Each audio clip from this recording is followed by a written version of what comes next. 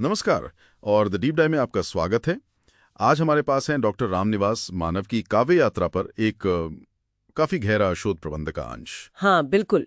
और ये अंश उनकी कविताओं के आईने में मतलब समकालीन समाज, मूल्यों के टकराव और अस्तित्व से जुड़े कुछ बड़े सवालों को देखता है। तो हमारा इरादा यही है कि डॉक्टर मानव के नजरिए के जो खास पहलू हैं उन्हें समझें, जो शोध पत्र से निकल कर आते हैं।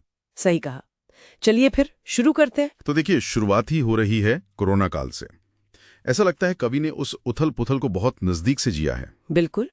शोध प्रबंध साफ बताता है कि उनका संग्रह बदल गए दस्तूर वो उस वक्त के अनुभवों से, तस्वीरों से भरा हुआ है। जैसे वो मजदूरों की बढ़ती पीड़ा वाला दोहा। हाँ, बढ़ते बढ़ते बढ़ गई मजदूरों की पीर। और एक जगह वो इंसान के अपने किए पर भी सवाल उठाते हैं, कैसे खेल विनाश के खेल रहा इंसान।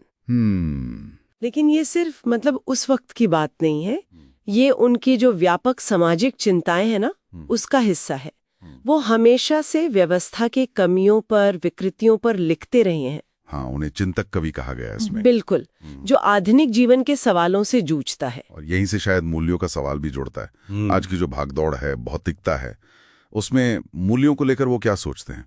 हाँ, ये एक बहुत जरूरी पॉइंट है।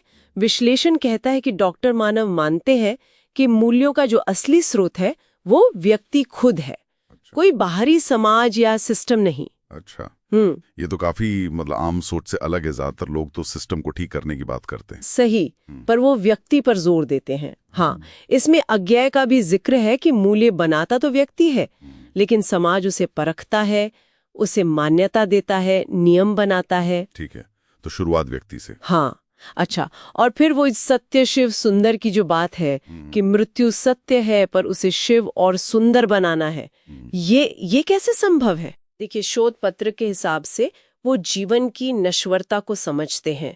क्षण भंगुर है जग सारा, और मृत्यु की सच्चाई को भी मानते हैं। जन्म गर्भ है मरण पले। तो मृत्यु तो सत्य है ही, लेकिन उसे शिव यानी कल्याणकारी और सुंदर यानी एक तरह से कलात्मक रूप देना वो इंसान के हाथ में है। शायद अपने कर्मों से, अपने विचारों से वो इसे जीवन के उत्सव की तरह देखते हैं, डर की तरह नहीं। और सत्य को भी वो सिर्फ किताबी या दार्शनिक नहीं मानते हैं। नहीं, बिल्कुल नहीं। उसे रोजमर्रा की जिंदगी से जोड़ते हैं। जैसे उनकी वो कविता है ना, मूल्य की पहचान, उसमें एक लाइन है, पहचाना है कब लिखना मूल्य जगत ने जीते जी। हाँ, कितना सीधा तीखा सवाल है ये जी। कि क्या दुनिया जीते जी किसी की कद्र करती है? सही बात है। और ये जो यथार्थ से जुड़ाव है ना, वो उनकी मिट्टी की सोच में भी दिखता है।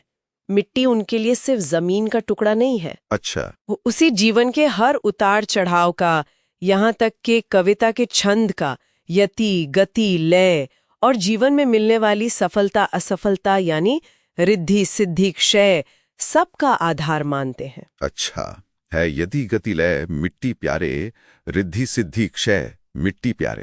ये तो कमाल है। हाँ, ये दिखाता है कि वो जड़ों से, प्रकृति से कितना गहरा जुड़े हैं। और इतने यथार्थवादी होने के साथ साथ उनमें आस्था भी बहुत गहरी है। बिल्कुल। वो कहते हैं, आस्था वो दूब है जो बाहर नहीं, आदमी के भीतर उगती है।